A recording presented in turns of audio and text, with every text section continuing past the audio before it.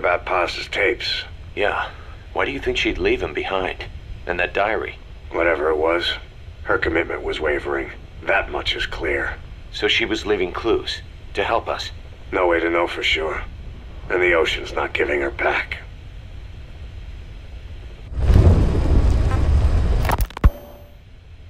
November 4th, 1974.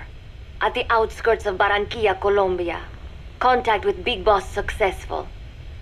Zadornov posed as my professor, but Big Boss took one look and knew he was KGB. However, he does not seem to suspect me. To him, I am just a peace-loving student, and another victim of the CIA. We asked him to drive the CIA out of Costa Rica. To him, this means betraying his country. His forces are smaller than anticipated. They drift from place to place with nowhere to call home. That provided us an opportunity, so we seized it. Zadornov offered them a plant off the Costa Rican coast to use as a base. As expected, Miller jumped at the chance.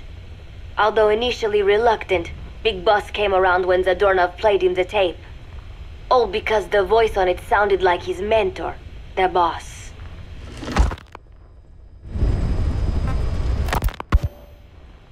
Naked Snake, the man who once saved the world from the brink of nuclear war. Awarded the title of Big Boss for his service.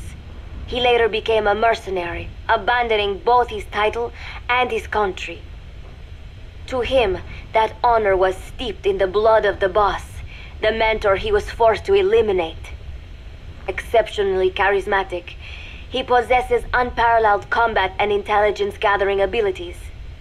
His only discernible weakness is her. This operation hinges on how effectively we can exploit that.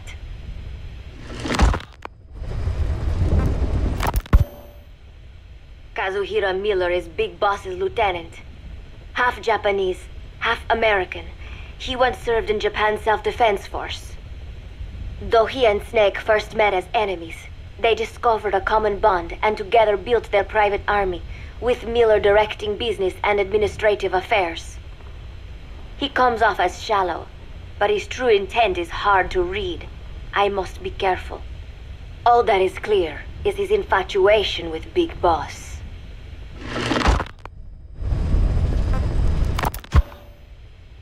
With East and West fighting over its control, Central America is now the most contested region on Earth. CIA Central American Station Chief Coldman has developed Peace Walker, a fully AI-automated, fail-deadly nuclear launch system with which he aims to reignite the Cold War. Snake's new objective in Costa Rica is to prevent that. Zadornov's, or should I say, the KGB's plan is to play the two sides against each other, turning the entire region red. Not one of the three parties realize they're all just pawns in Cypher's hands. Cypher watches all.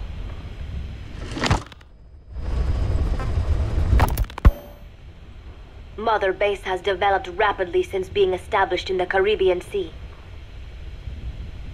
They recruit more personnel daily, and already their mercenary services are turning a profit. Big Boss's leadership and charisma, and Miller's business acumen drive this impressive growth. Furthermore, joining forces with a faction of the FSLN has expanded their power even more. They have even commenced their own weapons development program. All is proceeding according to Cypher's will. I could not be more pleased.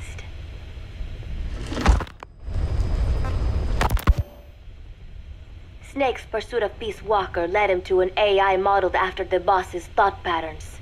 It was incomplete, but, somewhat ironically, making contact with Snake was the necessary finishing touch. Meanwhile, the scientist behind Peace Walker's locomotive control, Huey, defected to Snake's army. His presence has greatly accelerated weapons development at Mother Base.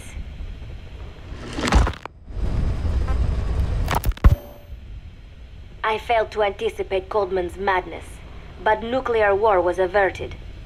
However, this was only after the boss AI on board Peace Walker sank itself to the bottom of the lake, in what could be likened to suicide.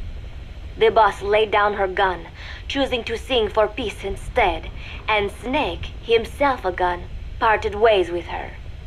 In doing so, he reclaimed the title he once abandoned. He is Big Boss.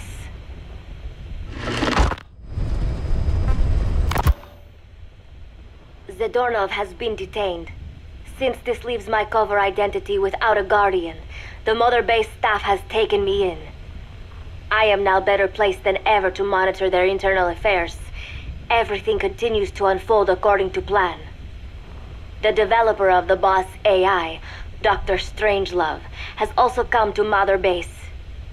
With her and Huey's expertise, they can now develop a weapon capable of matching Peace Walker.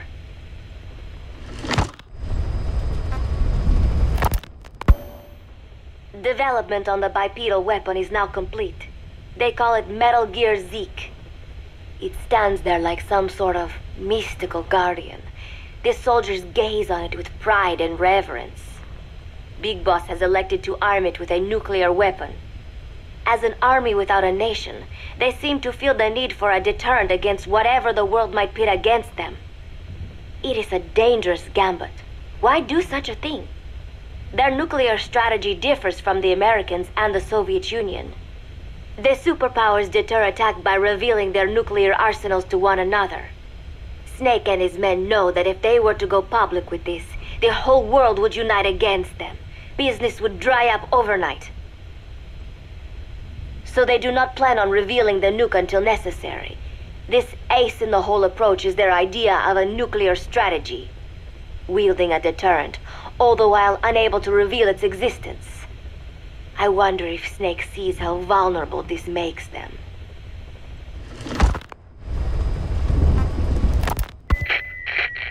Yes. Hijack Zeke? Yes, I did indicate that to be our leverage. But I cannot imagine his agreeing to that now. But did you not raise them to safeguard your governance without borders? No. I have not forgotten. Cypher Watch is all.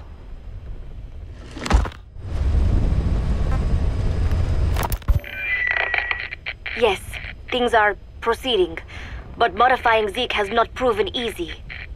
I am using Zadornov to buy some time. No, I have not forgotten what you said. However... Well, forgive me for asking, but this is you I am speaking to, isn't it, Cypher?